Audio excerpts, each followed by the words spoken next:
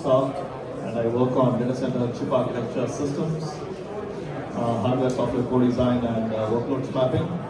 It's my privilege to actually moderate this panel where we talk about AI, data centers, and design, operations, scalability, and sustainability. Joining me are three outstanding experts across the AI data center industry and infrastructure ecosystem. I would like to welcome all three on the stage first before we dive into the session. So I would love for each of our panelists to introduce themselves for a quick introduction about what they are doing, what their role is, and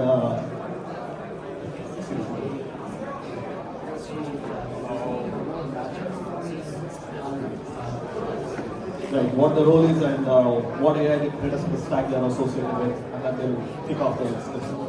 Vaibhav, starting from you. So my name is Vaibhav Kupe. I work at TechEx as a tech lead. So this AI tsunami in my world is coming into networking because rest of the folks will be talking maybe storage, compute, and power, but I will be talking about the networking aspect, and I'm leading AI initiatives at Equinix and also multi-cloud interconnection related portfolio.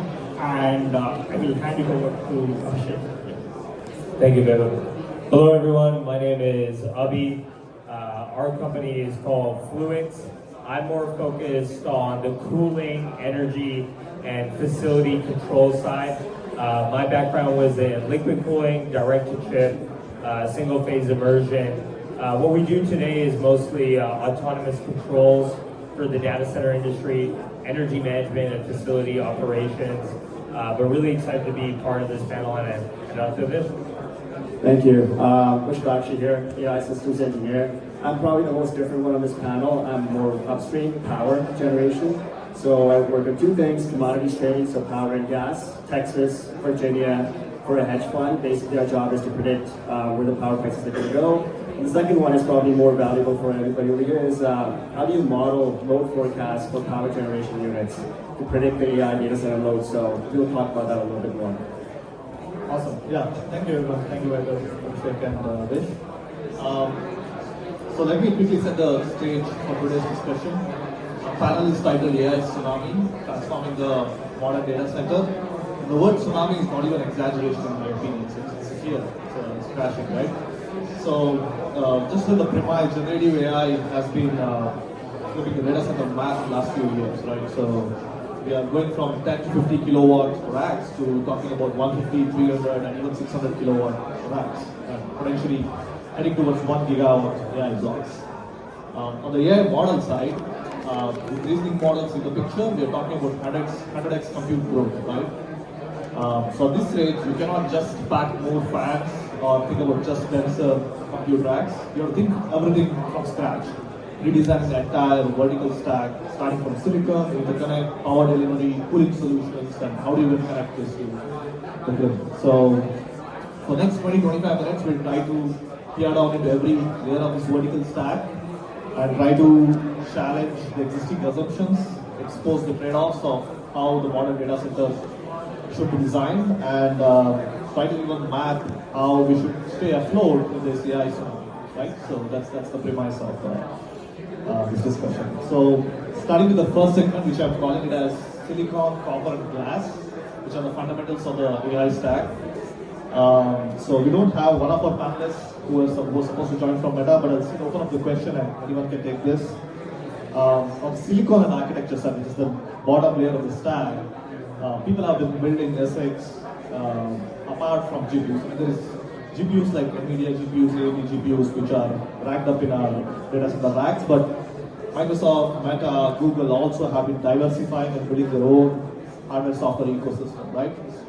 From that aspect, are we already at a tipping point to diversify our data center stack, not just racking up GPUs?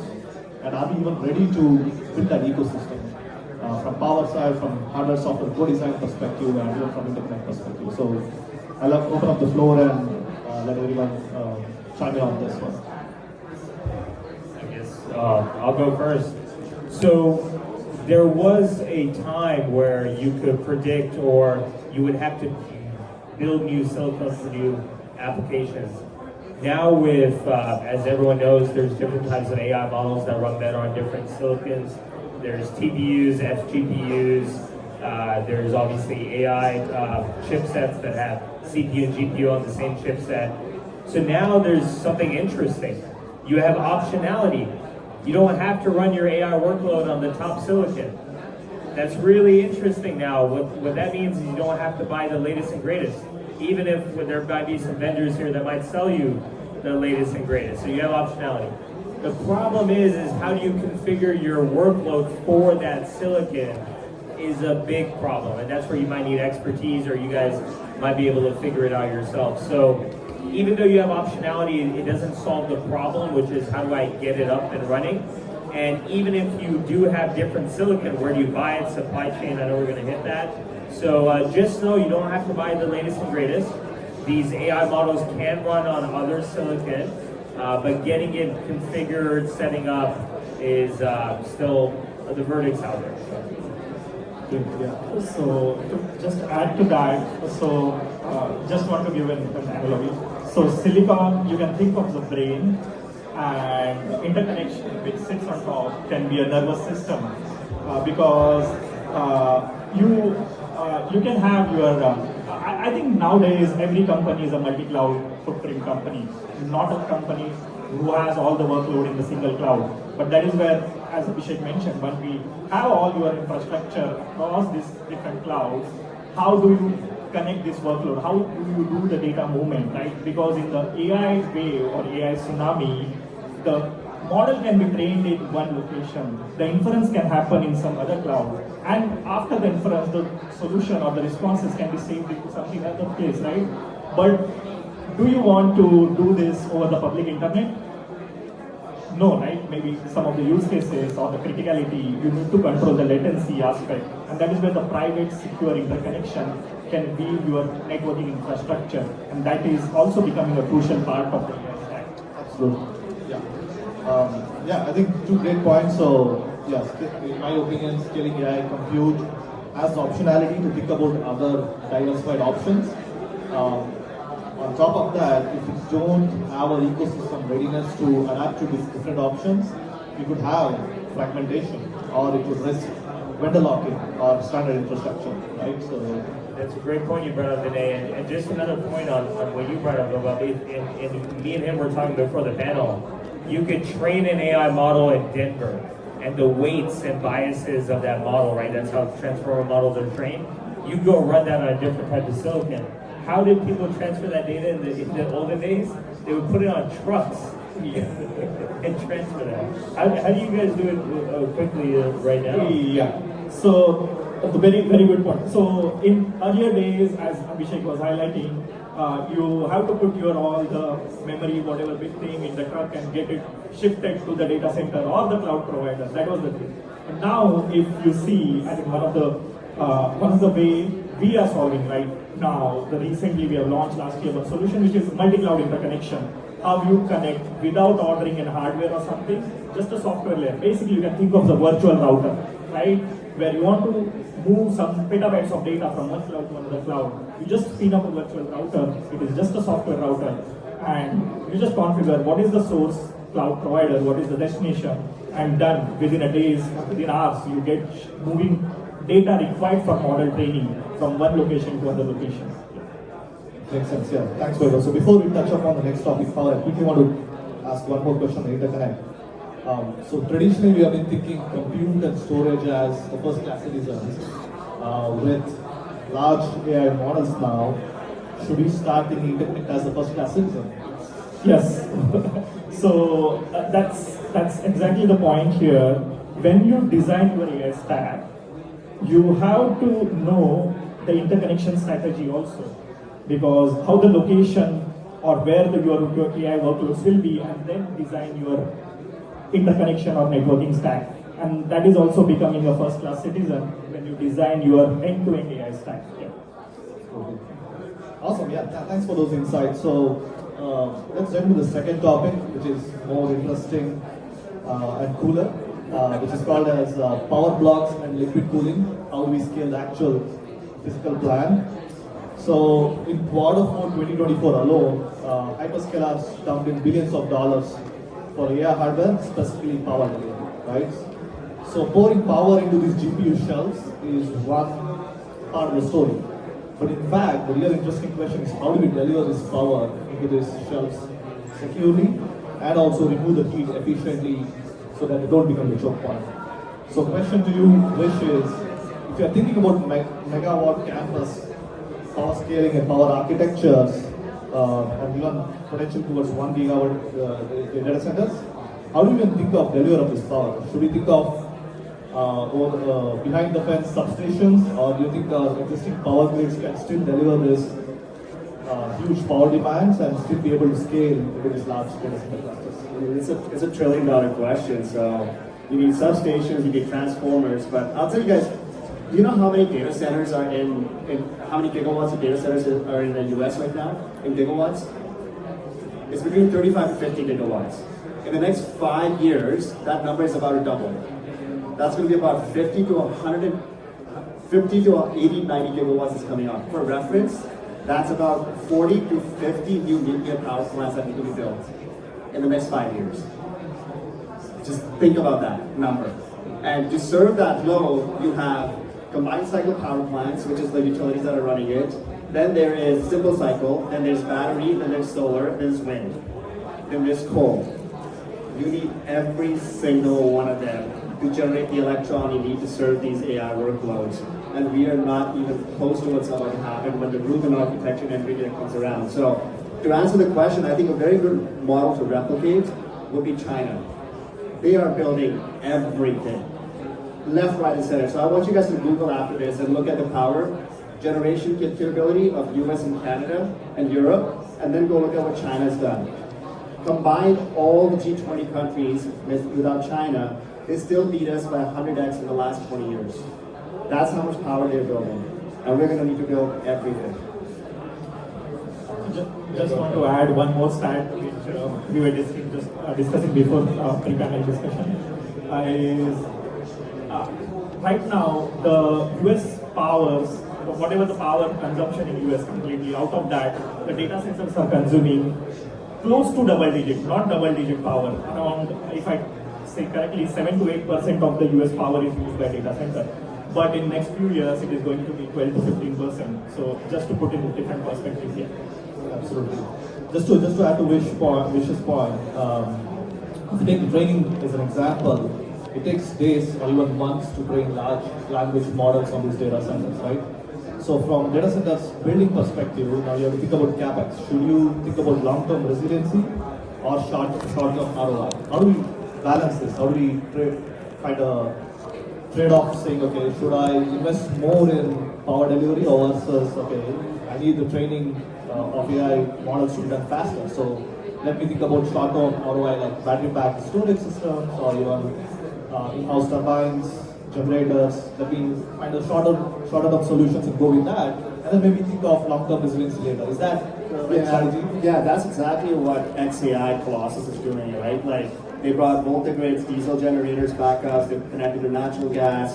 They threw every single piece that they could, and the reason why he did it in Louisiana is because environmental regulations are very low, so he can build really, really fast. So, I mean, if you want to talk about a strategy session of, on how to kind of mitigate, do I spend capex on data centers, or I think go find the power first. Like, that's the holy grail. Once you do that, then deploy the capital later on in a more, and like, here's another thing too, right? Like, when we look at here as IPO, they had some really interesting accounting, which is around the GPUs. And they call it the depreciation rate of the NVIDIA GPUs. They gave us 5 years.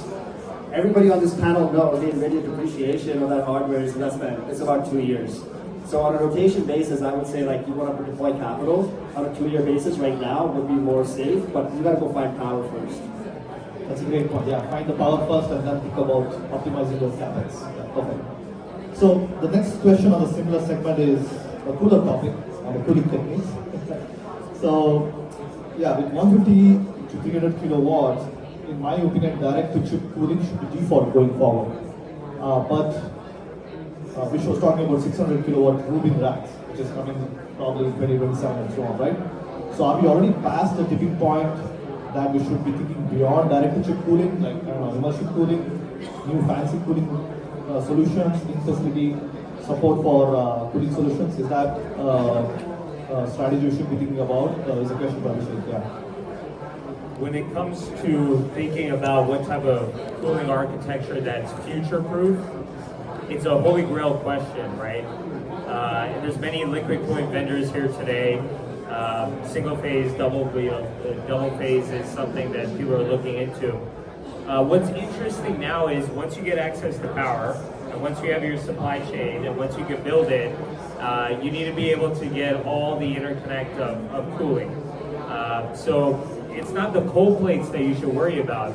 It's the valves, the manifolds, the pumps, condensers, compressors, if you're using evaporative cooling. If you're trying to future-proof something, you kind of have to know your workload in the future. So how many of you guys know what type of workload, if you run a data center 36 months from now, do you guys know what type of workload? Okay, because if you do, you should be doing something else. You can predict the future. So what I'm trying to say is, you take it one step at a time. You overbuild your cooling capacity. If you have an evaporative chiller, you overbuild your capacity. If you have a reservoir, if you have that plant, then you figure out how to take the heat source directly from the chip outside. If you're not using contained air cooling right now, you're kind of 10 years behind the curve, right? If you have direct to chip but you have a rear door heat exchanger, you're 5 years behind the curve because Oak Ridge did that in 2018, right? So if you're looking at cooling capacity, there are things to point to. So predict your load, work your way backwards, and then that's a way to figure out what type of cooling solutions you're looking at. Yeah, that's good. That's a good way to think about it. So on the software side, I mean, AI-based orchestration for this cooling flows. Are we already at the point where we should be thinking about AI-based orchestration because of cooling failures? Yeah, if you can provide some insights there, and also why, because of your software background, we get to think about that too. Yeah, and I'd love to hear more. So right now there's something really cool, right? We spoke. There was a panel talking about predictive analytics. A lot of amazing companies like Google, your companies, have a lot of data, right? If you can predict load, CPU, GPU load, you can use that for predictive cooling, predictive maintenance. You can figure out how things are going. But if you're a co-location in the middle of Idaho, you might not have that data. You might even have not access to that data, right?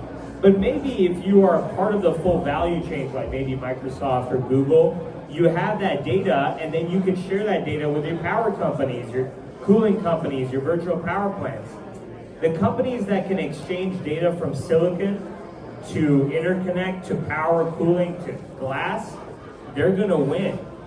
The companies that don't have to do that, we have to become more scrappy. So yes, AI orchestration works well, you need the data. So if you're trying to do predictive maintenance on an HVAC unit, you need data on 50 HVAC units on when that thing will go fail. If you're trying to do autonomous control on a chiller, you need data on how these things were running before. So if you can get the data, you can clean the data, you can go deploy models to do predictive analytics, cooling, controls, etc. But I don't know how many people out there have that data, so that's the interesting part. So just want to add to that. So I will take one step back and I will look at this as a different perspective. One thing is, why do we need cooling? Because the heating, usage of the compute and all those things. But we have to think the data movement is also causing a lot of energy usage and a lot of heat generation. So cooling is the after effect. We have to solve the problem to reduce even the heating and all those things. So if we can plan, as Abhishek correctly mentioned, if we know the interconnection strategy to reduce the data movement and have cloud adjacent interconnection deployments where we can be within metro, within zones, and that way we can reduce a lot of this heat generation and ultimately it can reduce the requirement of these other things. Yeah. Makes sense. On that point, to summarize both of your points, telemetry seems like it's an important attribute for us to think about why we're building the data centers. So are there already like mature software stacks tracking telemetry about how much data is moving across pods, racks, or even multi-site cloud or data centers, and how should we optimize the data movement on that aspect to make sure that one, always making sure SLA is met for the customers, and second is how do we make sure that power of moving data is also in check. So are there mature software stacks already in your opinion, Michael? So some of the thing is like DCM solutions, I think a lot of places, and the knock analysis, what we do. So these are pretty standard practices companies are following. But when I was talking with Abhishek, I think what things are evolving now, building AI layer on top of it, maybe I think Abhishek is going to add. So that's a great point. So if you're running a data center, talk with your IT team, your OT team, and having them communicate data across is a pain in the ass. And then when you go your power team and you're trying to communicate that to a new build is a pain in the ass. And when you're trying to get to your digital twin team, all those teams have to transfer data. They have to do it securely without people moving to different companies, etc. This is a big problem. So to your point, if you can speak to your facilities team, and let's say you have a DSIM or BMS system, just make sure they're labeling and tracking their assets correctly. They're going to a secure spot, that they're having all that telemetry. Your OT team, your NOC team, your network team, make sure that they're communicating back and forth. If you can start there between facility and network, you're better off than 90% of the facilities out there. Then we can take to the next step on future builds, digital twins, etc. But facility and IT have to speak, and that's a big problem. Yeah, very well said, Abhishek. So before we jump into the third topic, I want to summarize the takeaways from this topic, which is yes, we have to go build 1 gigawatt data centers over there. But if you think power and cooling as infrastructure issues only, you might not get that. We have to think them as fundamental architectural constraints going forward, along with, of course, the telemetry, AI-based orchestration on top of it.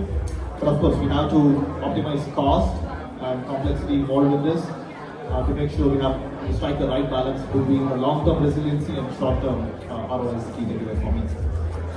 All right, jumping into the third segment and final segment hopefully is the third topic I have is green and secure. How do we have sustainable AI growth amid supply chain shocks, right? So for all of you, I mean, anyone can answer this question, but Abhishek touched upon some of the points, which is okay, we have to think about power, we have to think about cooling, but securing these components to build these massive data centers for AI, next generation AI is a problem. How do you actually optimize for a 6 or a 12 month delay of certain components while also making sure you deliver the training of AI models? So, where do you guys want to start with the supply chain? Let's start all the way upstream. Do you guys know what the latency right now for a GE turbine is? 7 years. Siemens, 5 years. Wind turbines, probably not going to happen, a little bit more in this administration, but solar, same thing. BESS, batteries, are the only ones that are going down pretty fast, but they have a problem, which is they have a cycle rate, they have a charge and discharge rate. You can only do that once a day. So we're talking about supply chain, and we're talking about building these data centers. I'm a power guy, and the number one question we get asked is, when can you get those turbines ready? And GE and Siemens and Vernova, they're all saying, you gotta wait 7 years just to get the turbines. So in order to kind of get started on that, I would say somebody needs to go find a better turbine technology. So one thing I want to tell you guys, a quick primer, is that the grid has a heartbeat. It's called 60 hertz. That 60 hertz cannot be messed around. You know how humans can drink 2 or 3 Red Bulls? The grid cannot drink 1 Red Bull. It will have brownouts and blackouts. If you deviate between 60 hertz to 59.95 or 90, you're going to start having brownouts. So when we start talking about wind turbines, solar, inverter-based resources, and then you talk about a combined cycle power plant, which is on the other side, there's only one technology today that exists that provides inertia to the grid to keep that 60 hertz going. That's a combined cycle power plant. And what gives the combined cycle power plant that capability is gas. So if you want to think about even higher up on the value chain, you want to think about the grid, the heartbeat, and you don't want to mess with that heartbeat and have brownouts when you start putting 5 or 6 AI data centers in Virginia. You think about, there's only one technology that can do that today, and that's combined cycle power plant. Not SMRs that are 10 years away, not nuclear powers that they're about 10 years away for new builds. It's only that one. And on the vertical supply chain that we're stuck on, somebody needs to start mass producing that before we can start serving power to AI data center loads. that how we beat China? I think that's how we beat China. I mean, no, build everything. Goddamn, like we have two oceans around us, ample amount of resources, insane amount of capital. Just get rid of the red tape and build. Like that's what I would do if I was everybody else. That's very, brought up a very good point. So people have been talking about this rack-in-a-box modular design where vendors can provide this rack-in-a-box solution. So is that a good strategy to go in to solve the supply chain issues and then try to get the components faster? I think the rack in the box and the modular designs that are coming up are going to be good. And you've seen it, right, in the PPAs that the power utility companies are shining over data centers. What they're doing is they're saying, hey, listen, I'm going to procure a gigawatt of inventory. But then they'll say, hey, we'll give you, in phases. So what they do is, you can actually see it on Google Maps when they actually have the new sites coming up. The modules are coming up. Microsoft is actually doing some of this cool stuff too. They come in modules and racks. So Q1, X amount of inventory will show up. Q2, X amount of inventory. It allows you to ramp up. It's still have to figure out if you want to be behind the meter power, or do you want to be grid connected, or do you want to do both. That part, people still have to figure it out. But other than that, it makes sense. Yeah, so you have to still tie up the PPA and the power efficiency to make sure that the rack-in-a-box is still below those targets along with the net zero emissions, right? So that's still a target. For example, Microsoft tries to tie on to the rack-in-a-box solution. Great, okay, so one more topic on that side is kind of controversial, but still want to bring up is geopolitical constraints, right? So the export controls in the picture, and if you want to think innovation, for example, DeepSeek is an example. The export controls came up with a very innovative solution and shook almost the world with some clever innovation. So how should we kind of think about next generation data centers if this geopolitical constraints become an issue going forward, along with supply chain constraints? Should we think about, okay, that's a blessing in disguise, new innovative strategies will come out from companies across the countries, or should we think, okay, that's curtailing information exchange, knowledge exchange across the countries or across vendors. So how should we think about that? I think it's important to understand that the software they use today, every piece of software, and we know this, comes down to the infrastructure and access to power and access to deploy that power. And why is that important geopolitically is if we can't get access to power, the other software wins. So our reasoning models, the best, took over $6 billion of investment. We cut China out. They became incredibly creative. To their own, we learned something from them. With limited resources, you could break the cycle. We learned something from them, but they had to be put in a tough spot to figure that out. Right now, we're neck and neck in that aspect. So if we can't get access to power and deploy data centers fast enough, their software wins. And if you believe in a world that's fine, that's great. But what I'm trying to say is, there's one thing that makes our software different.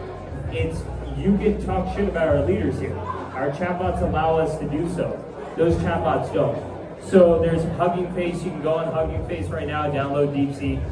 Maybe not download it on your personal machine, but you can also download many other softwares that were trained on access to data. But it goes like this: access to power, get the compute out there, and your software wins. If you can't get the power and the compute, your software loses. It's access to power now. So geopolitically, I don't know where that goes, but let somebody else talk. So if I flip this just another perspective, I know in a time to market basis, yeah, that might affect, but we have seen always like scarcity creates an opportunity to innovate, maybe optimize the existing infrastructure. It could be a compute, storage, networking, whatever, and it can bring or people put in a situation where think differently and come out of a new solution. But that will take a time, and that is where the other thing. But if we want to get a time to market, then we do have to have access. Yeah. I'll give you guys a really tangible example. How many of you guys know that DeepSeek is a hedge fund? All right, a few of you guys know. Yeah, DeepSeek is a hedge fund. So essentially, what they did was, I'll tell you what we did. So our OpEx on an internal AI system that we built, what I built, it was like, essentially our burn rate was about $3.5 to $4 million for that one solution internally. When DeepSeek came out, they released the weights. And then what we did was we had a bunch of H100s running around. So what we did was we took that DeepSeek model, downloaded it locally, and deployed it and replaced the older model, which was running on GPT, and took the DeepSeek. Do you know what our OpEx went from $3.5–4 million to? Zero. The only thing that we were impacted by was the power bill that we had to pay for the H100.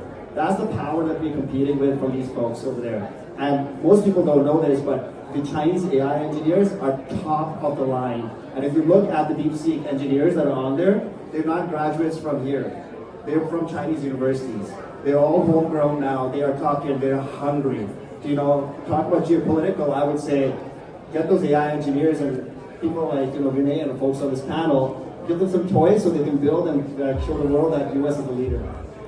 Was it fun actually dealing with so many H100s and getting them booting up and then mapping the DeepSeek? Was it an easy task? Or? No, it was not. No. Having really good AI engineers at the fund was really helpful. So we had about 5. And we really learned a lot because we had read the white paper, so DeepSeek open sourced the white paper, etc. So when we were actually kind of trying to parallelize the stuff, we learned a lot about NVIDIA GPUs by doing that. But like I said, OpEx went to zero. That's all that mattered. So we are talking about access to compute, storage, network, and access to AI talent now. Exactly. Pretty much. One tool I just wanted to add, how many of you guys are training your own AI workloads? Anyone out there training? No specific? Okay, but you guys probably sell to the people that train. Well, if you're training workloads, there's one thing that you can do, which is a workforce scheduler. I'm sure you might have heard of Slur. That's a great way of setting things up so when you train, because remember, training happens in a point of time, it's not inferencing. That's a great way to conserve efficiency. And a good AI engineer will set up those tools, or a team will set up those tools before you train. So that's one way you can take a look at it. Awesome, yeah. So the takeaway for me is, the hardware supply chain is a key issue. Rack in a box maybe a solution potentially short term, but power delivery, cooling, and then the geopolitical constraint all puts a huge pressure on the supply chain, and we have to be careful about how address those challenges before think about running our data centers going forward. Great. Okay, so before we jump into the audience, I will have a final rapid fire question. So 2030, 2035, if you are given a chance to build the next generation data center, what is one design imperative you would like to focus on? And what is one risk you think we are still underestimating? It's a question to all of you. I think modular, go modular, I like the idea. The one thing is, the AI data centers will need to be completely rebuilt every 2 to 3 years. And that's because of the rack sizes that you mentioned before, which is you went from 15 kW to 130 now, 600 kW. Do you know, not that only the data center needs to be revamped, the substation that is connected to that data center needs to be revamped. And so those data centers are going to have to be redone every 2 to 4 years. Think about that. $1 billion data center or $5 billion data center every 2 years going through a reno. Pumpless immersion cooling. We had this idea of building it underground using a reservoir. The fluid gets heated up through capillary action. It rises up, goes through a phase change, comes down. It's a crazy idea, but you could essentially build pumpless immersion cooled data centers and just pump the fluid from the heat exchange so no mechanical systems, all. That'd be really cool. If anyone wants to give me $100 million, we'll go build it. That's a good point. Yeah. So I just want to bring again the interconnection thing. So we have to build in future-proofing AI native basically interconnection designs infrastructure as a part of data center design. The reason being, the traditional north to south data movement of the traffic is getting exploded into east to west data movement, horizontal data movement, because AI workloads in the future, not even the future, right now also, as I said, is not going to sit into a single cloud. So it will be a multi-cloud AI workloads, and that is where east to west data movement is going to happen. So we should not underestimate the data movement as a smaller factor, but we have to consider that when we design the interconnection infrastructure. That's a good point, I think. Yeah, just my perspective, in my opinion, listening to all the expert panelists here, it has to be a vertically integrated solution, thinking all the way from silicon, interconnect, power delivery, cooling, supply chain. And the biggest risk we are underestimating is communication between all these stacks, right? I mean, communicating with the teams, telemetry, AI software, workloads, making sure we actually handle the power and so on. So the more we talk, the more we exchange information, I think that's solving this problem in a much more efficiently. Thank you to all our panelists. Please give a big round of applause for one wonderful discussion.